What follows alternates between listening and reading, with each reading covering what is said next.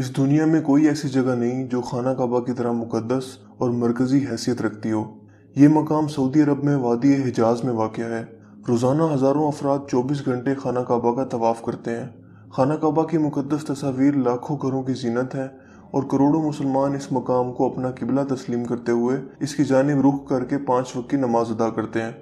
خانہ کعبہ مکعب یعنی کیوب کی شکل میں تعمیر ہونے کے ساتھ ساتھ تاریخ کی آئینہ میں ایک انتہائی خاص مقام کا حامل بھی ہے۔ یہاں ہم خانہ کعبہ کے متعلق چند ایسے حقائق پیش کریں گے جن سے بہت کم لوگ واقف ہیں۔ نمبر 1، خانہ کعبہ کئی مرتبہ تعمیر ہو چکا ہے۔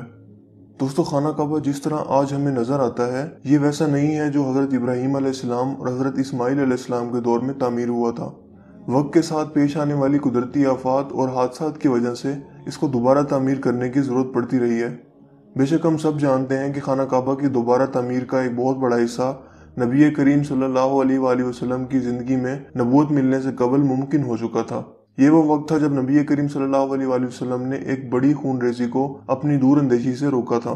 ایک بڑے کپڑے میں حجر اسود کو رکھ کر ہر قبیلے کے سردار سے اٹھوایا تھا۔ اس کے بعد آنے والے وقت میں کئی مرتبہ خانہ کعبہ کی تعمیر ہوتی رہی ہے۔ آخر میں خانہ کعبہ کی تفصیل سے آرائش 1996 میں ہوئی تھی، جس کے نتیجے میں بہت سارے پتھروں کو ہٹا دیا گیا تھا اور بنیاد کو مضبوط کر کے نئی چھت ڈالی گئی تھی۔ یہ اب تک کی آخری بڑی تعمیر ہے اور اب خانہ کعبہ کی عمارت کو پہلے سے کہیں زیادہ محفوظ تصور کیا جاتا ہے۔ نمبر 2، خانہ کعبہ کے 2 دروازے اور ایک کھڑکی ہوا کرتی تھی۔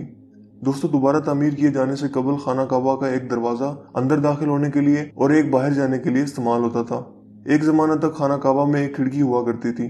خانہ کعبہ کی جو شکل آج موجود ہے اس میں صرف دروازہ موجود ہے، لیکن کھڑکی اب ختم ہو چکی ہے۔ نمبر 3، خانہ کعبہ کے مختلف رنگ۔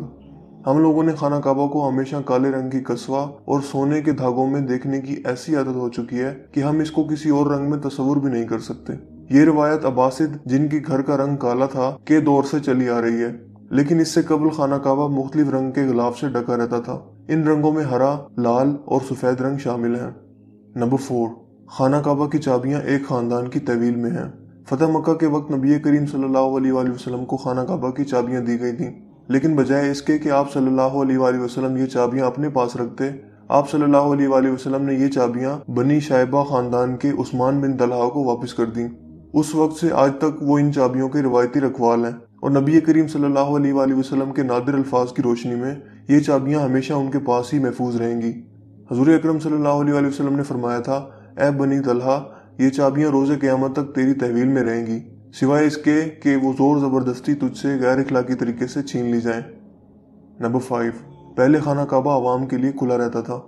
دوستو، پہلے خانہ کعبہ ہفتہ میں 2 مرتبہ عوام کے لیے کھلا ہوتا تھا اور کوئی بھی خانہ کعبہ کے اندر داخل ہو کر عبادت کر سکتا تھا، لیکن موجودہ زمانے میں زائرین کی تعداد زیادہ ہونے کی وجہ سے اور دوسری وجوہات کی بنا پر خانہ کعبہ کو اب سال میں صرف 2 مرتبہ کھولا جاتا ہے اور اس میں صرف اعلیٰ شخصیات اور خاص مہمان ہی داخل ہو سکتے ہیں۔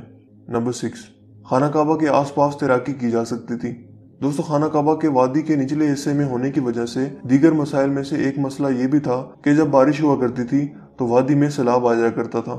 یہ مکہ جیسے شہر کے لیے کوئی انوکھی بات نہیں تھی، لیکن یہ بات دوسرے مسائل کی وجہ بنتی تھی۔ اس وقت یہاں سیلاب کی روک تھام اور نکاسی آب کا نظام موجود نہیں تھا۔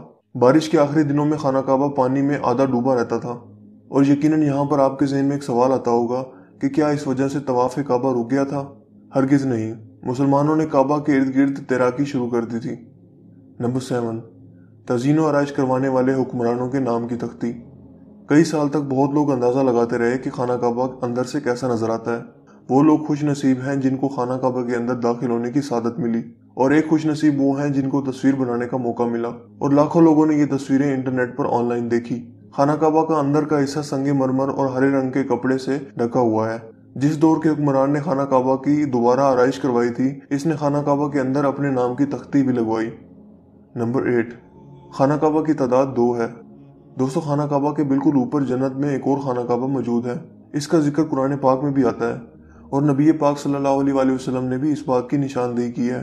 اللہ کے نبی صلی اللہ علیہ وآلہ وسلم نے معراج کا واقعہ سناتے ہوئے فرمایا، جب مجھے بیت المعمور دکھایا گیا تو میں نے حضرت جبرائیل علیہ السلام سے پوچھا۔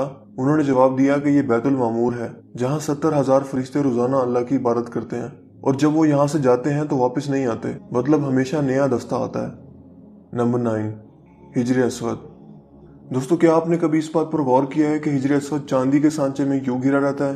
कुछ लोगों का ख्याल है कि हिजर असवद अमायाद की फौज के हाथों मारे गए पत्थर लगने की वजह से टूट गया था जब वो मक्का पर काबिज थे, जबकि ये पत्थर अब्दुल्ला बिन जुबैर की मलकियत में था। कुछ ज़राए के मुताबिक हिजर असवद बहरीन से ताल्लुक रखने वाले इस्माइली ग्रुप ककमाटियंस के हाथों टूट गया था। इन लोगों का ये ख्याल था कि हज मुबारक एक तौहीन परस्ती का अमल है। अपनी बात को सच साबित करने के लिए इन लोगों ने 10,000 हजाज को मारकर इनकी बाकियात को आब जमजम के कुएं में फेंक दिया था। ये गैर इंसानी अमल काफी नहीं है। ये शैतान हिजर असवद को अरब के मशरिक में ले गए और फिर इराक के शहर कुफा ले गए, जहां इसके एवज तमान वसूल किया गया। जब इनको मजबूर किया गया था कि वो इसको खलीफा इबाफत को वापस कर दें। जब इसे वापस किया गया था तो ये टुकड़ों में था और इसको यकजान करने का सिर्फ एक ही तरीका समझ आया था कि इसको चांदी के सांचे में रखा जाए। कुछ तारीखदानों के मुताबिक इस मुकद्दस पत्थर के कुछ हिस्से आज भी कहीं गुम हैं। नंबर 10, खाना काबा मुकब की शक्ल का नहीं है। मुकब की शक्ल यानी स्क्वायर से मशहूर खाना काबा दरअसल मुस्ततील की शक्ल का है। खाना काबा कभी भी मुकब की शक्ल का नहीं था। इसकी असल जाविये के मुताबिक ये एक आधा गोल हिस्सा है जिसको हिजरे अस्मावील कहा जाता है। नबी करीम सल्लल्लाहु अलैहि वसल्लम को नबूवत मिलने से पहले जब खाना काबा की दोबारा तामीर हुई थी, तब कुरैश ने इस बात की हामी भरी थी कि वो हलाल कमाई से ही इसकी तामीर मुकम्मल करेंगे। इसका मतलब ये है कि जुए, लूट मार, जिस्म फरोशी और सूद जैसे हराम कामों से कमाया हुआ पैसा इस्तेमाल नहीं होगा। कुरैश इतने अमीर तिजारती शहर में होने के बावजूद इतनी रकम जमा करने में नाकाम हो चुके थे जो खाना काबा की तामीर इसके असल साइज और रकबा के हिसाब से कर सकें। उन्होंने खाना काबा की छोटी इमारत तामीर की और इसकी दीवारें मिट्टी की ईंटों से बनाई, जिसको हिजरे इस्माइल कहा जाता है। हालांकि इसका हजरत इस्माइल से कोई ताल्लुक नहीं, जो कि खाना काबा के हकीकी कदर की जानिब इशारा करती थी। अपनी जिंदगी के आखिरी हिस्सा में हजरत मोहम्मद सल्लल्लाहु अलैहि वसल्लम ने खाना काबा की दोबारा तामीर का इरादा किया था, मगर ये अजीम फरीजा अंजाम देने से पहले ही आप सल्लल्लाहु अलैहि वसल्लम जहां फानी से कूच कर गए। खलीफा अब्दुल्ला बिन जुबैर के दौरे हुकूमत के चंद साल के मुख्तसर वक्फा में खाना काबा अपनी उसी शक्ल में मौजूद था जिसमें नबी पाक सल्लल्लाहु अलैहि वसल्लम ने देखा था। दोस्तों, मुझे उम्मीद है आज की ये वीडियो आपके लिए काफ़ी इंटरेस्टिंग हुई होगी और आपकी इन्फॉर्मेशन में इजाफे का बाइस बनी होगी। अगर वीडियो आपको अच्छा लगा तो इस वीडियो को लाइक कीजिए और शेयर कीजिए। मजीद इस तरह की वीडियोस के लिए आप हमारे